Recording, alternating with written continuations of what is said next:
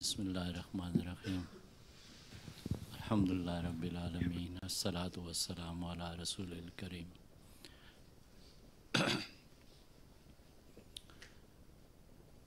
Alhamdulillah, for me today, there are many honors in sitting in this, at this table and having an opportunity to share some ideas with you. Of course, one of the greatest honor is that I'm going to speak about the Prophet Sallallahu and a contribution and an aspect of their blessed life, like Zafar has mentioned, is almost forgotten for all intent and purposes. So that's the greatest blessing, obviously, that Allah helps me to speak what is appropriate and beneficial. Obviously, the second great blessing is that our compassionate and beloved teacher. So what I want to do really is to share with you some slides. I'll go through those, and then inshallah at the end, if you have any questions, or we can have a discussion about it, inshallah.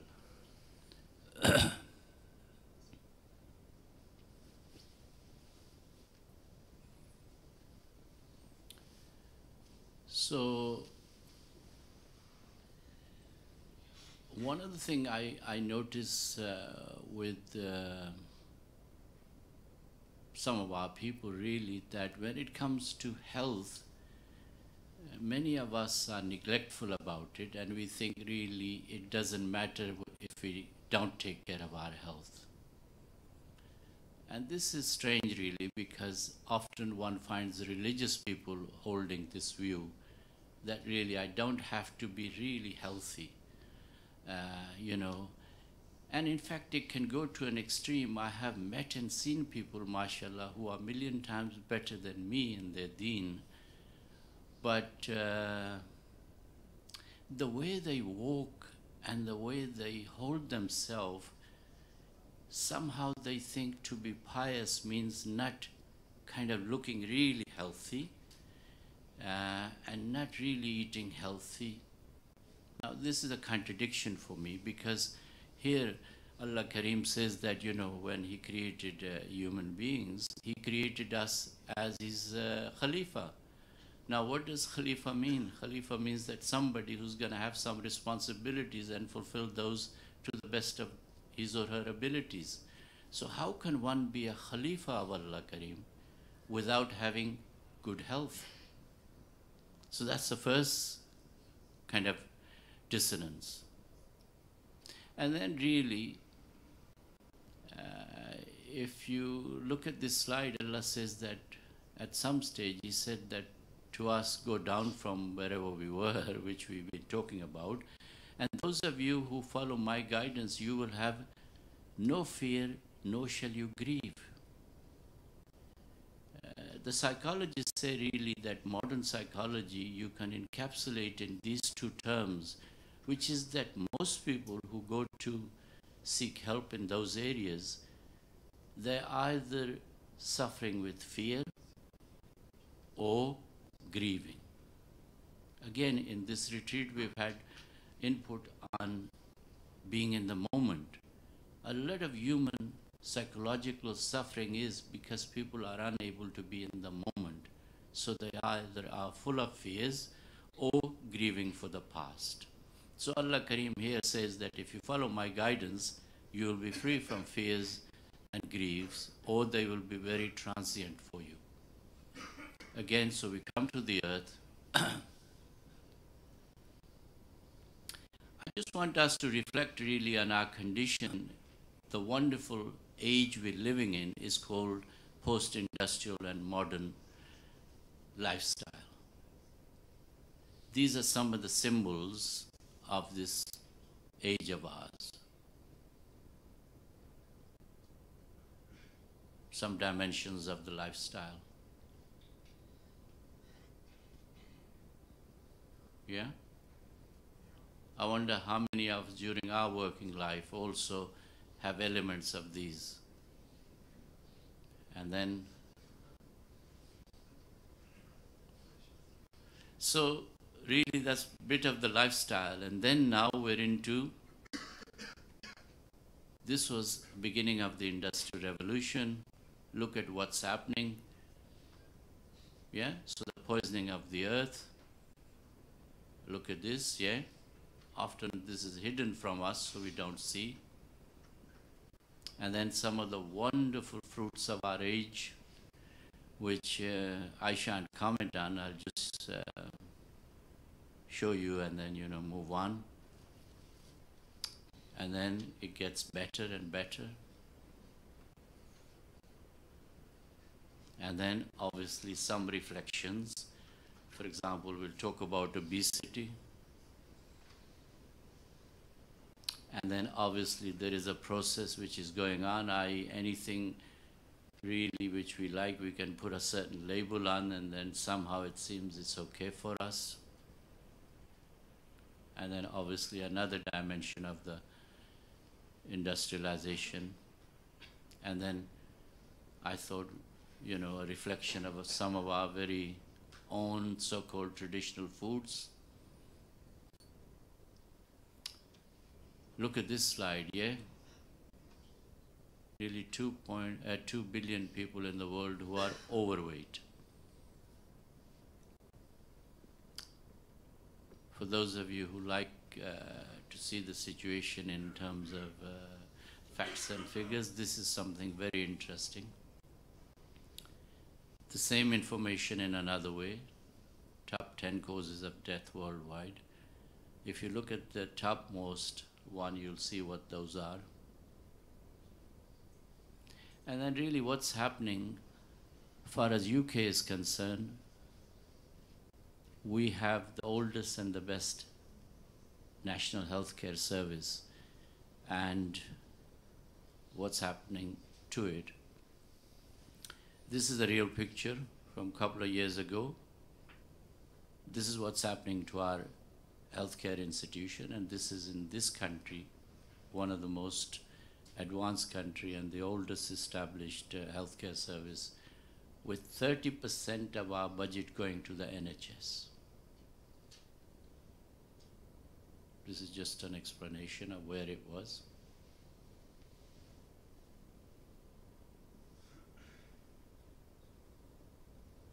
These are just few figures for those of you who are interested in that. So since the establishment of NHS in this country, we are spending 10 times more than when it was established. This is taken into account the inflation. This is some of our doctors.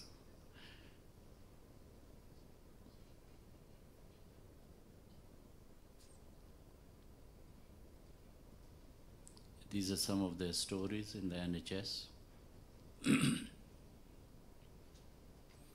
So I thought I'd show you that and then just go back really, because alhamdulillah some of us are now able to go back and forward in time. So let's just look at the blessed Prophet Sallallahu before they physically came to this world. What was briefly the situation of the healthcare in Arabia at that time? So we can have a comparison. You saw what's happening today with all the modern industrial inventions. So this is ancient Arabia. This was the situation before their arrival.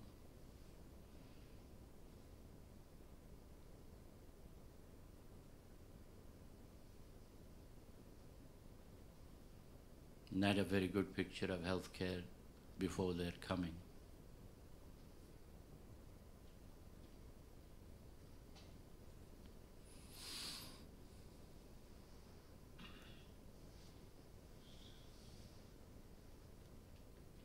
If you look at this one, the shops where they used to sell alcohol in pre-Islamic Arabia, they used to have flags on those shops in case one wasn't sure where to get the alcohol of those days.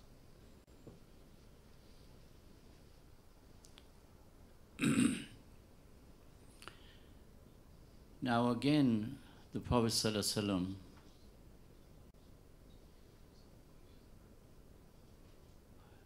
we say that in our personal life, when there is a crisis and for us to reach Allah, there is no other venue but to go through the Prophet ﷺ. Really, this is the case for any aspect of human life, whether it's individual or societal. Again, this is a well-known verse of the Quran. Allah Karim says that we've sent a messenger amongst yourself with those certain qualities and responsibilities. Now, I'm not sure how many of you knew, but the word Yathrib meant a place of disease and illness. Before the Prophet ﷺ migrated there, and there is an incident when the Sahaba went there that many of them got ill. After the Prophet ﷺ prayed, they got better. But look at the difference. To a physical location where they came from city of disease, it became city of light.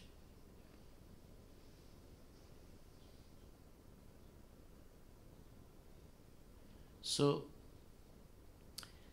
if I ask you really, how many of you are familiar that the Prophet ﷺ were not only physicians of the heart, but also physician of the body?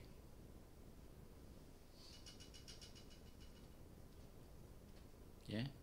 We say that, and we believe that Allah gave Prophet ﷺ all the necessary knowledge to be a blessing to everything and everyone in all their dimensions.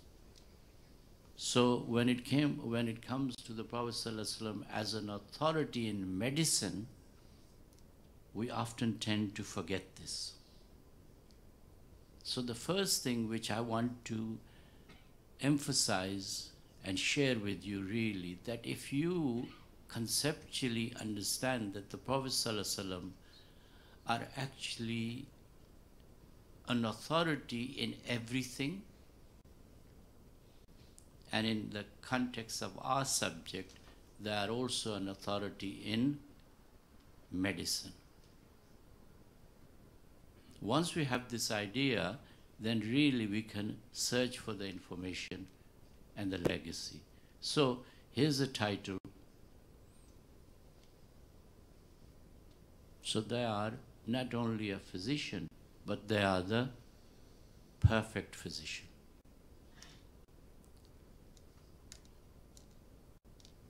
So now that we have the perfect physician, let's see some glimpses as to what they said about health. Did they touch upon this topic? So here's one of the prophetic saying: a strong believer is better and more beloved to Allah than a weak one. And there is goodness in both. So the question is, the Prophet ﷺ here are encouraging us to be strong. How can we fulfill our responsibilities, whatever they are, without strong, sound health? So here is the Prophet ﷺ saying to us, take care of yourself, be strong. Again, let me just share with you a little incident. There were a Christian scholar and a Muslim scholar traveling together. And the Christian scholars said to the Muslim scholar, you know, your faith is very good really, and especially the Quran. It talks about everything, but it really doesn't deal with health and medicine. So the Muslim scholar shared with him half of a sentence of half of an ayah of the Quran,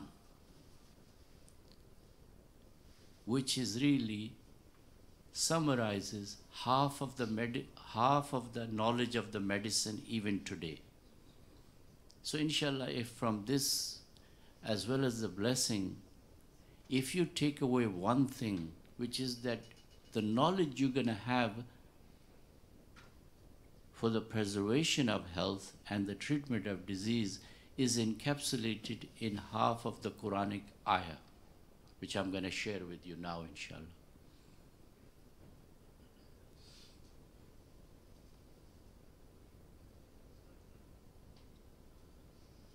Yeah?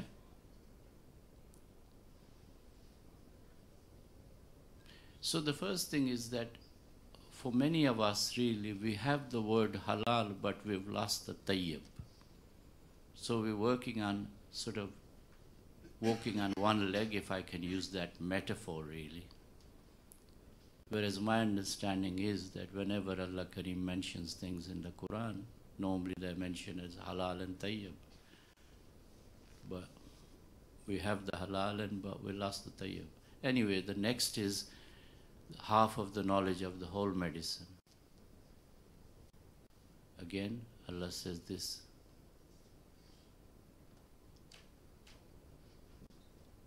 The Prophet ﷺ gave a further explanation of that ayah.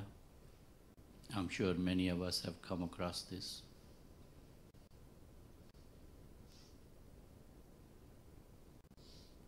And again, a reminder for me first, and maybe a consideration for some of you, is how much do we take this into account in our own eating and drinking.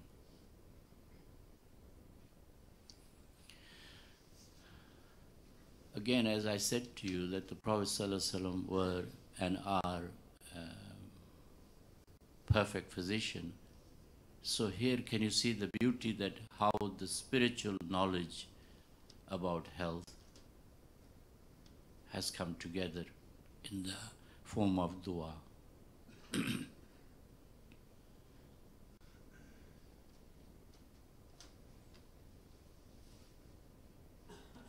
Again, the repetition of the second verse that I started with about fear and grieving.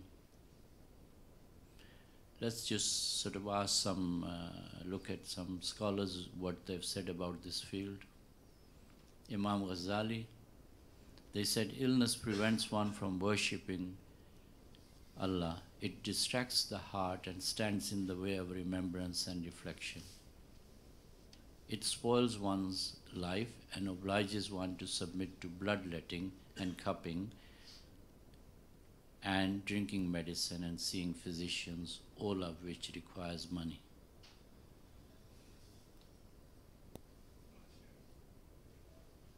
Yeah. Another famous physician and a scholar, Ibn Qayyim, they have this to say about the whole of preservation of health lies in these two divine utterances. He went on to write, Allah instructs His servants to introduce into their body food and drink that are needed for its maintenance in replacement of what has disintegrated, what's been used. So they saying whole of the preservation of the health, maintenance of the health lies in this. So I just wanted to connect with the blessed teaching we've been having really, which is that the fourth element, the fourth objective is compassion upon creation. So are we not also a creation, and do we not need compassion upon ourselves? So we should take care of our own health and what we eat and drink and how we eat and drink. Our first obligation of compassion is upon ourselves.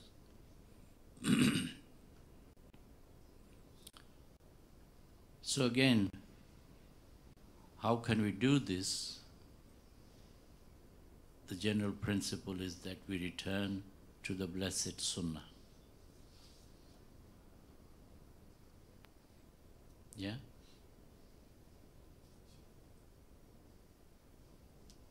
So I wanted to have In this presentation, I've included 2 sheets. For those of you who are interested, inshallah, you can get access to this. How many people have heard about talbina? Some just, no? Okay, mashallah. 1, 2 people. Talbina. 3, 4, okay. So, talbina is a dish that you can use which actually has so many benefits. It prevents depression. It prevents having high cholesterol, and if you have high cholesterol, it gets rid of high cholesterol. Yeah? It can prevent all sorts of diseases. This is one of the dish which the Prophet ﷺ used to order in their house to be cooked if ever anyone was ill, or if there was a death. On the occasion, if there was a death, then people are sad, so it takes away the grief. And if they were ill, this makes them better. There is now, not that we need to, but we live in an age where people want to have scientific evidence, i.e. experimental evidence. There is so much work on the ingredients of talbina and what it contains, what benefit it has in terms of health. They're phenomenal. So, I suggest, inshallah, after the Eid, if any of you wish to try this talbina as a revival of the sunnah in your own life, then you can get the recipe and inshallah you can prepare it, or we can do a little video for you. You can see that and prepare it at home. It's so easy. So basically talbina is a kind of barley which is used as a porridge. Or you can use sattu from the barley. Sattu is basically a powder made from barley. Some of you will know that there was a ghazwa sattu, where the non-believers lost and they even left behind their provision of sattu. So you can see how versatile this talbina is. So again, I put this really because in a way, the sunnah in this discipline, in this context, is about returning to nature, returning to a simple way of life. For us, that's the prophetic way of life.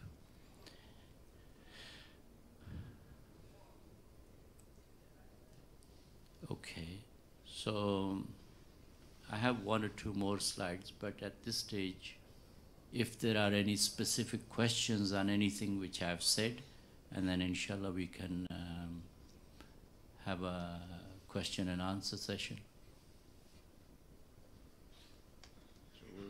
Will we need a mic? It is partly about Unani medicine. The brother there asked, is it about Unani medicine? And I said it is partly about Unani medicine. Can I share something? It is interesting that every civilization, every people, every community have their own medicine. When you ask Muslims, when we ask ourselves, what is the medicine that our civilization, our society has? Usually the answer is a resounding confusion or a no. Isn't that strange?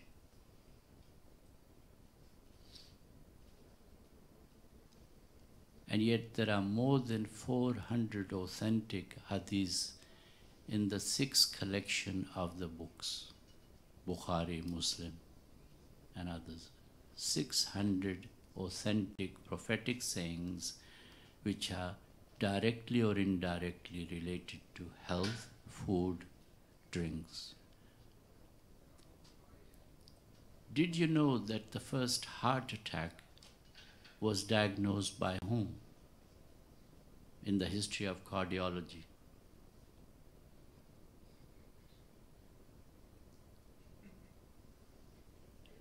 Yeah, again, do we know who gave the first laws for quarantine? You know the concept quarantine? If somebody has an infectious disease or if there is a plague, Prophet Sallallahu. The first heart attack was diagnosed by the Prophet Sallallahu. They diagnosed it, they treated it, and then they also suggested another treatment. Does anyone know who was the person which Sahabi was the one who had the heart attack?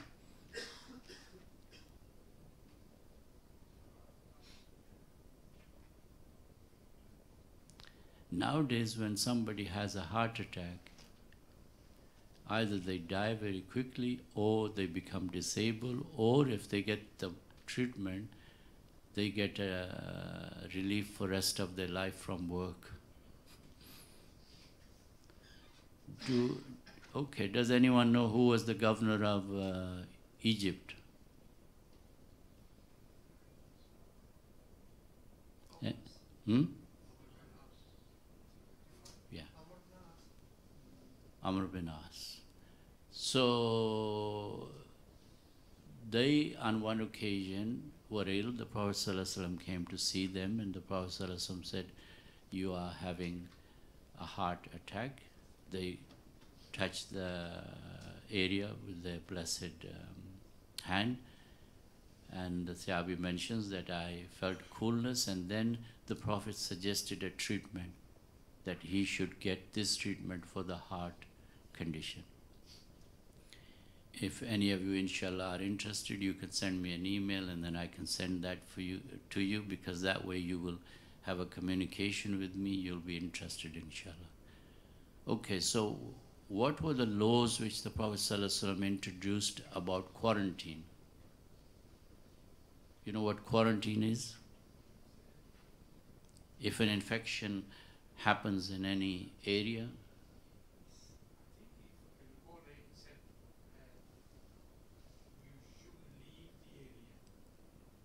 yes. So when Sayyidina Umar went to take the key for the Masjid al-Aqsa, they also wanted to visit Syria. But they got the information that there is a plague in part of Syria.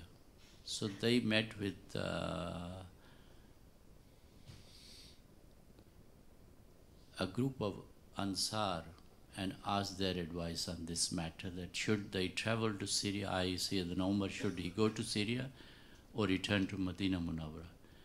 And the opinion was divided. So then he asked a group of Muhajirin, and they were also divided upon this. So there was no clear decision. So Sayyidina Umar decided that they will not travel to Syria and return to Medina. Another companion said to them, to Umar, that very strange, why you not going to Syria? Is it because of the plague there? He said, yes. So the companion said, why are you running from predestination? I'm paraphrasing this. So obviously many of the Sahabas were people of nature, i.e. they lived a natural life. So he said to this companion, when you used to take your animals for grazing, and you wanted to have your animals to graze upon grass, which side did you use to take them to? He says, well, the side which has more grass. He says, well, the other side is also predestination. So you chose one option over another. So this story continues, and then so they decided to return to Medina, and another companion came, and he found out that Sayyidina Umar made this decision. Then they said to Sayyidina Umar that I had heard the Prophet ﷺ say that if there is an outbreak in a particular area, if you're from outside, don't enter it, and if you're inside, don't leave that place. Now, it is on those bases really that a lot of laws and legislations about public health were formulated. Okay, so any other questions?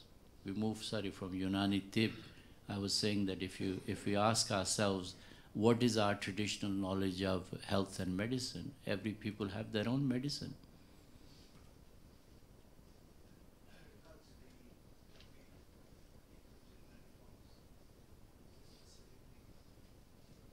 Right. Talbina basically is organic pot barley, which is made into a porridge or a powder or any other dish. But usually talbina means it's cooked in milk and used as a porridge.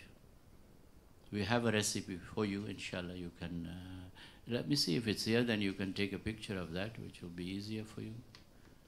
I'm coming back to this. No, sorry. It's okay.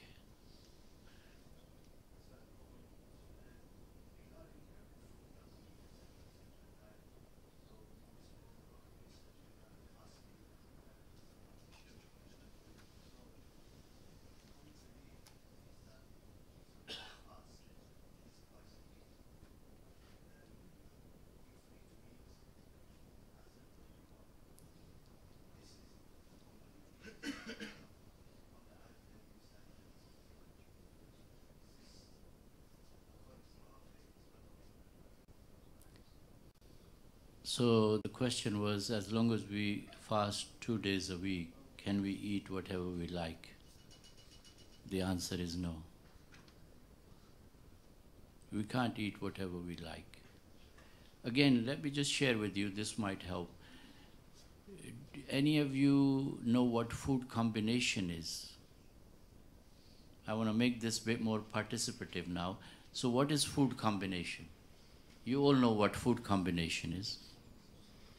Okay? Yeah. So every day, inshallah, at iftar and later on, you'll be eating food, you'll be combining food. So when you mix food, it's called food combination.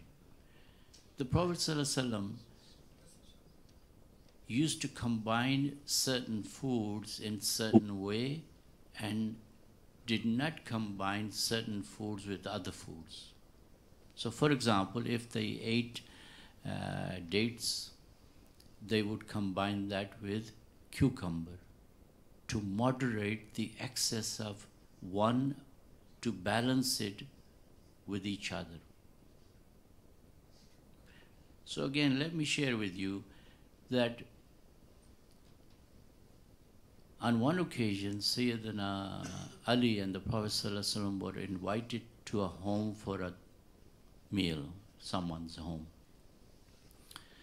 When they got there, Sayyidina Ali started to eat the dates. The Prophet ﷺ said to Sayyidina Ali, Ali, don't eat dates. You have just recovered from an illness. These dates are not suitable for you. The person in the household made another dish, and it just shows how quick and easy the food was. When that food came, the Prophet ﷺ said to Ali, eat this, Ali, this is good and nourishing for you. Can you see that how the Prophet ﷺ knew the differential diagnosis, to use a medical jargon, to The Prophet ﷺ not only knew how to identify a disease and to treat it in the case of heart attack, for example, but also to give information and guidance on what foods to combine and how to balance them. But also they knew the differences in terms of specific diseases. So on this occasion, Sayyidina Ali were recovering from a particular eye disease, in which case if you eat dates, it actually exacerbates the condition.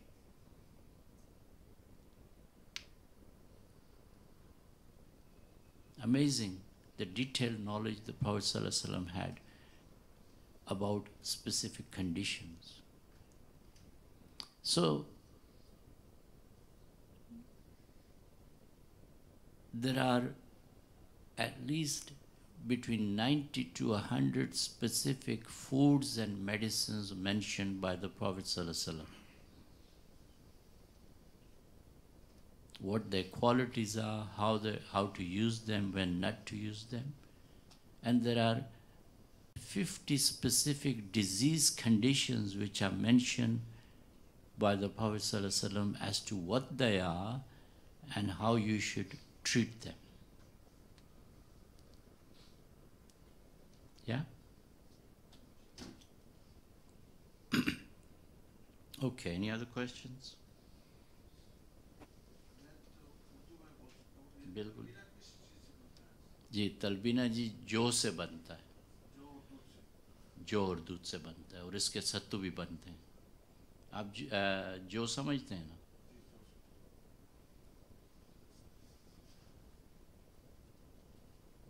जौ से बनता है।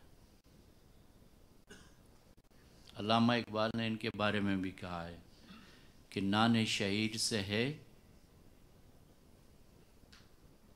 कुव्वत हैदरी। हज़रत अली रज़ी अल्लाह अन्हु के बारे में इशारा है कि वो जो इस्तेमाल किया करते थे। अच्छा, now the other interesting thing is, sorry, the brother asked what is talbina made from, and I said it's made from barley.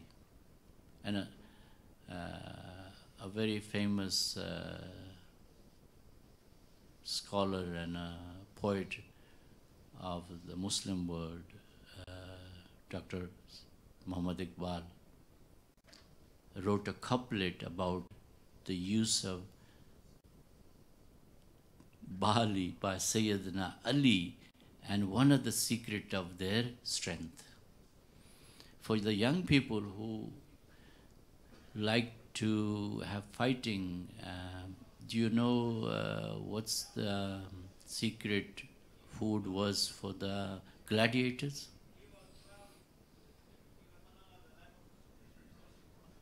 Barley. You got it, yeah? So the word gladiator actually means, in Latin, it means barley eaters. Again, wheat existed at the time of the Prophet ﷺ, but from what little I know, from my information, again, please don't get it wrong, it's halal and permitted, but there's no record of they eating wheat.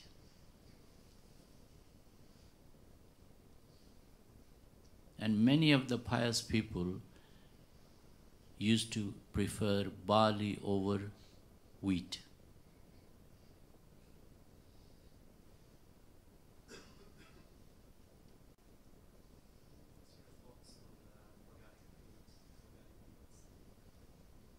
Alhamdulillah, I have positive thoughts about that. I try to eat organic and whenever possible. I think that's the only solution really, that as Muslims we should look towards returning to fitra, and part of that is that we should look at how we're consuming food, but where it's growing and what role do we have in that.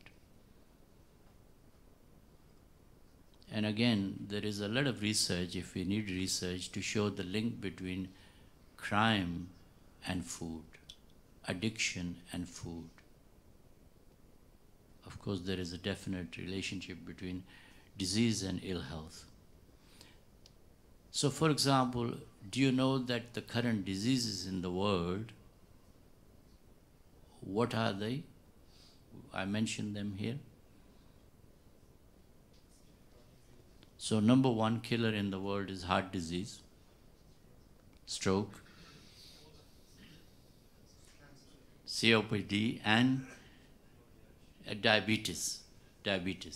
Now these diseases are called what? In the jargon of medicine, they call NCDs. Yeah? Non-communicable diseases.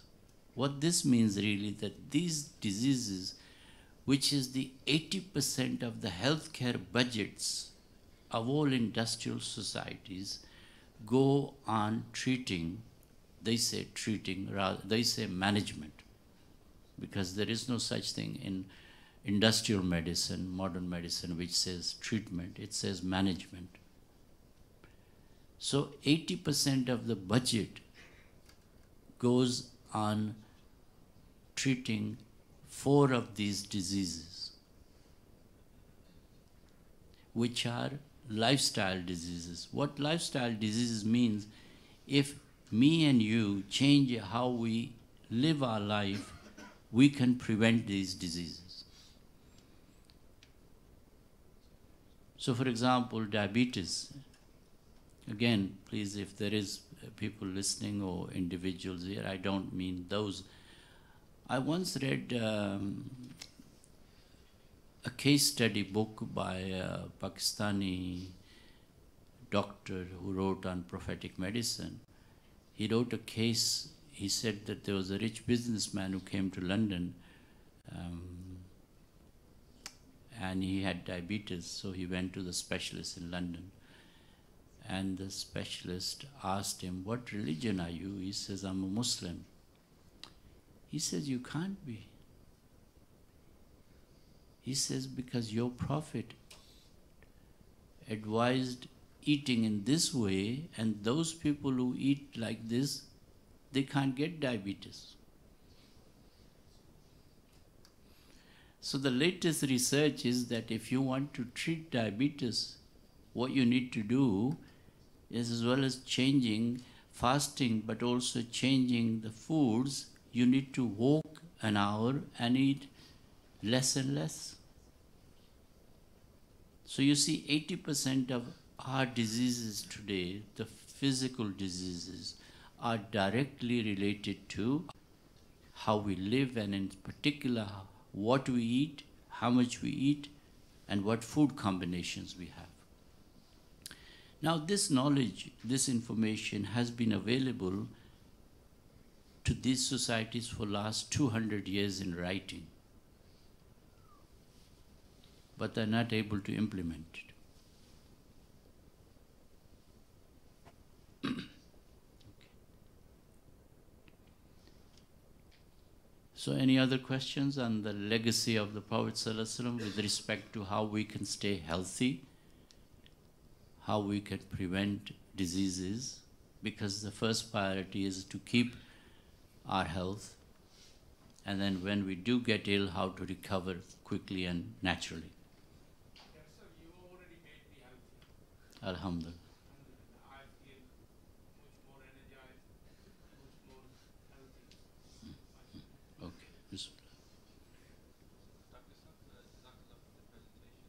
My question is regarding cupping in Islam. How effective is cupping, even if one does not change their diet and still sticks to the regular oily food and the curries and things? Okay, so you got 2-3 questions in there. Do you want to ask the questions again through the mic?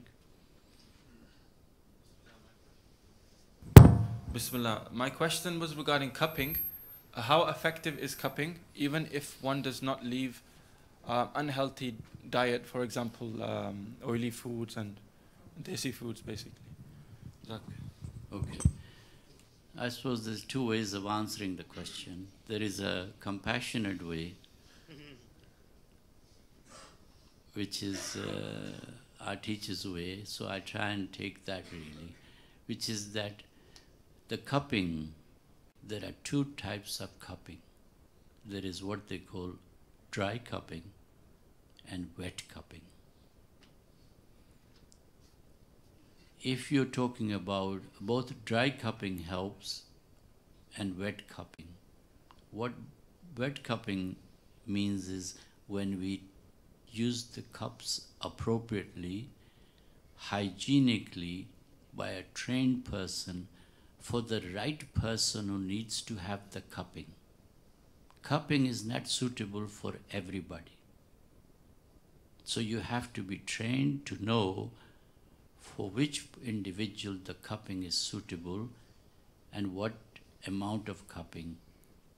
But assuming that you have that training and you're doing it correct in a safe, healthy way, in a right place, and you have the license and the facilities to dispose the blood that comes out from the cupping.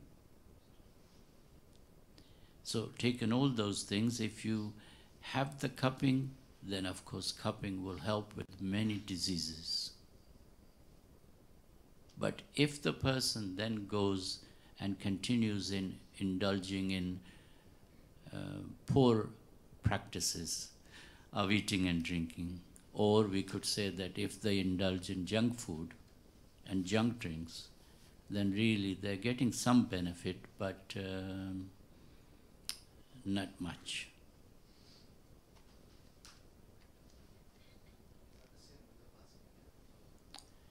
It's the same with the fasting, yeah. In fact, in one way, you could look at it. I said I'd try and answer it in two ways. The other way is, the first is the compassion side. The second side really is that what you're doing then, you're playing with your body and your system in a way which is not healthy. Because you, on one hand, you're improving and you're making an extra effort, and then you're indulging in a negative behavior. You're confusing the body. And again, the health, like everything else we have, is an amana. We have to answer for that. So the fact, for example, that if I am using my eyes or my tongue inappropriately, I'm answerable for that. Well, if I'm destroying my health, am I not going to answer for that?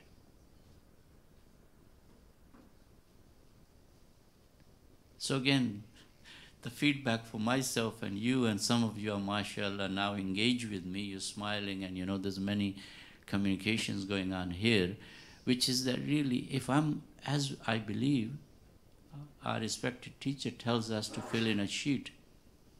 For someone like me, I'm struggling many years with the first one or two sheets, but nevertheless, I continue fall and then do. In the same way, if I'm going to be answerable for my inappropriate use of tongue, am I not going to be answerable for destroying my own health by eating wrong foods or choosing wrong drinks or, not walking enough or not taking care?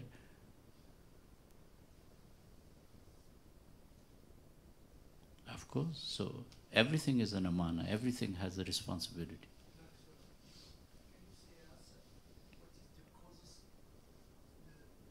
Is a sickness, the blood pressure, which is now, it is known in the world, blood pressure. Many people suffer from this. What is the causes? Right. So the causes of blood pressure are many. There can be many causes of blood pressure, but some of the causes are what we've discovered. Stressful lifestyle, and who hasn't got that? Inappropriate food choices, yeah? And many others really. Now again, just to go back to the cupping, actually wet cupping is very useful for dealing with high blood pressure. It works amazingly to normalize the high blood pressure. Cupping. Dr. Saab, sorry, brothers just quick asked me in my ear, and it just occurred to me, many other people may be confused. What is cupping? Could you just clarify that? I think there's an Arabic term for it as well. It's called hijama. Hijama. Yeah? In Urdu we call hijama when we go to the barber. That's not that hijama. This is hijama from Arabic, which means cupping. Cupping in it. Okay, brother here's got a question. Assalamu alaikum. What's your thoughts on taking protein supplements? It depends if the individual person needs the protein supplements and then natural, then it's fine. Again, one of the basic foundation of Tibb and prophetic knowledge is that you individualize what the person needs. There are some general principles. So for example, eating less is a general principle. But what is eating less for me might not be for you. So we have to individualize. That's where the idea of a mizaj or a tabiyat comes in. So the word tabiyat means nature and word mizaj means temperament.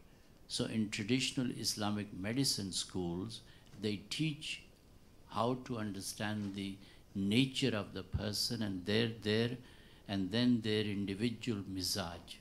So for example, some people are hot and dry, garam khushk. There are some people in this audience, mashallah, who are hot and dry. So if somebody is hot and dry, bit like if, let's assume it's summer, and then you feed them more with meat, eggs, hot and dry things, you're going to make them out of balance and they will become ill. Whereas another person who's a balghami mizaj, somebody who's like winter, cold and moist, they will need to have foods which are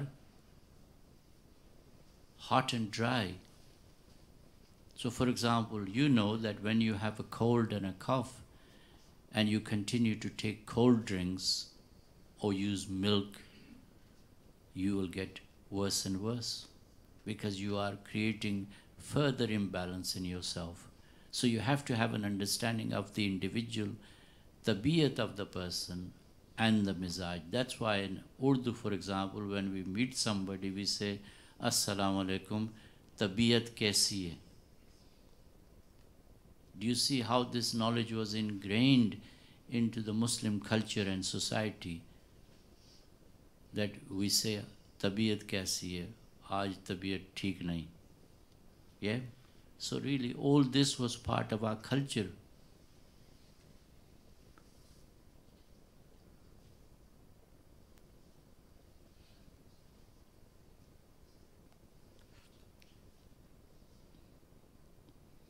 Assalamu alaikum.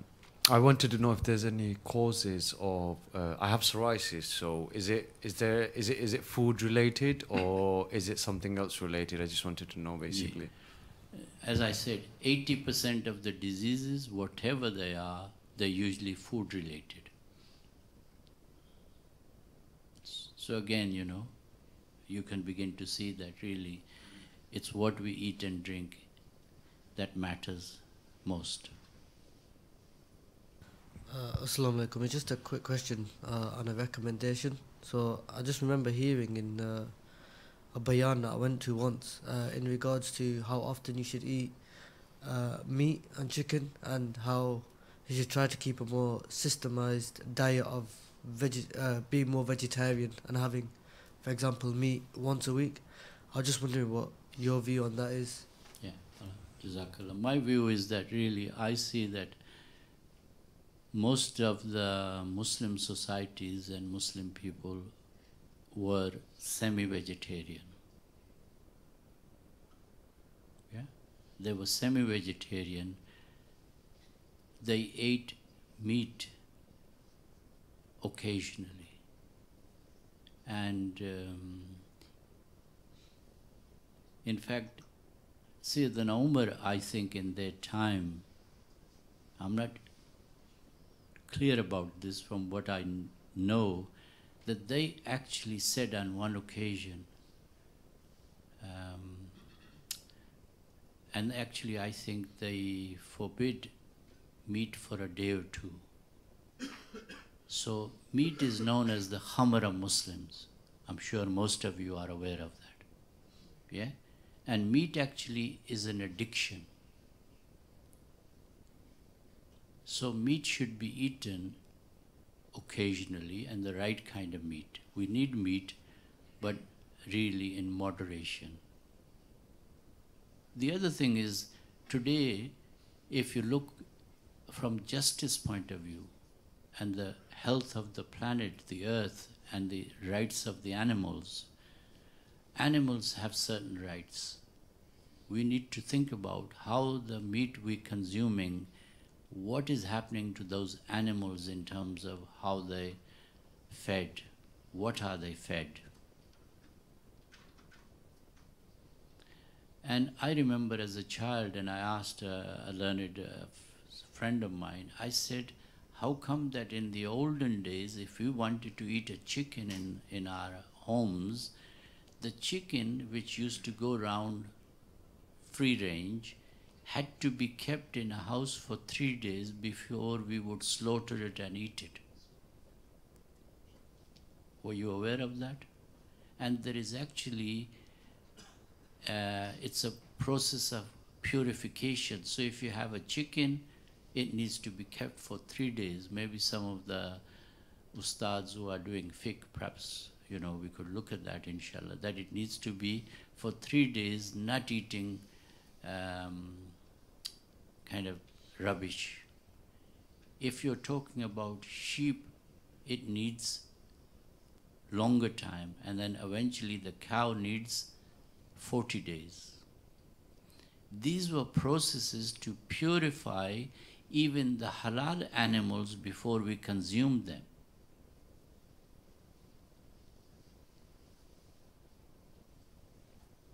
I think in Arabic it's called istabra, seeking purification. There is a whole fiqh related to this area of work. So again, just to come back, can we begin to see that really how far we have, without realizing, moved away from the prophetic lifestyle with respect to what we eat, how much we eat, how we combine foods, and also its impact on how other people see us. We are custodians of both our own health and the health of our community and family and the planet. Allah has made us responsible.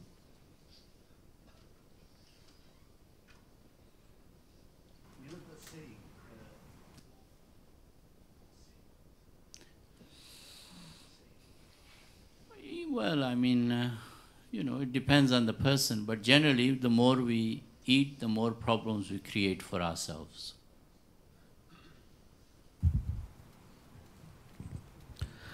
I have a question about the milk. Some natural medicine people used to say that if you use the milk, it's more a hormone. So that's the reason for the cancer, this and that. So for the babies, if you give the medicine, the milk, it's not good for them. That's what the reason for the cancer. So what's your, what about Islamic point of view about the milk? Okay, so let's try and separate. First of all, we're talking about milk, cow milk, yeah? Cow milk or goat milk? Cow milk and goat, both. Okay, so first of all, most of the milk that comes from the cows in modern societies is actually from cows which are fed on chemicalized foods, which includes growth hormones. So any feed and hormones into the cow will eventually find itself into the milk. The second process is that most of the milk, in fact all of the milk which is sold in supermarkets and shops in these countries, is pasteurized and homogenized. So when you pasteurize and homogenize the milk in the way that it is done, it is called dead milk. Okay? The milk actually, if you interfere with it in a certain way, it's no longer beneficial for human beings. It actually becomes a source of disease. So that's the first thing. As to the causes of cancer, there are many causes of cancer. They're well established. In 1948, the American US Senate did an investigation into the causes of cancer. And when they found out what were the reasons for the cancer, then they left the committee report. Many of these things are known, but for various interest reasons, people are unable to implement it. So you know, in the last year of the last president of US, President Obama, he declared war on cancer again. But cancer is a treatable condition. Yeah? Majority of the cancers are treatable, but you know, majority of the sins are treatable. The sins of the eyes and the sins of the ears, and you know, what we're learning, just to come back to the spiritual side, that for many of us, we've been searching for teachers and opportunities to purify ourselves, the idea of tazkiyah, yeah?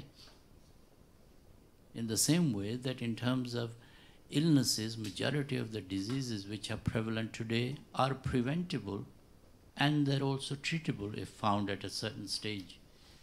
But are we interested in preventing them and treating them?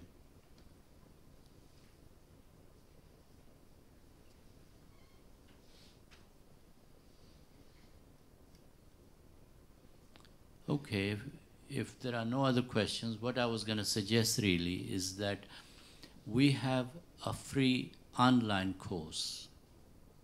For those of you who are interested in some of these ideas, inshallah, you can go on this website and you can access a 7-step course to wholesome living. It's free.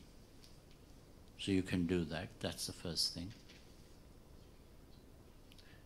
The second thing is that the same website actually has a number of free downloadable and printable articles on various diseases and prophetic foods. So you can get that information there. There is a small book which you can buy either as a PDF or a hard copy, which introduces Islamic medicine.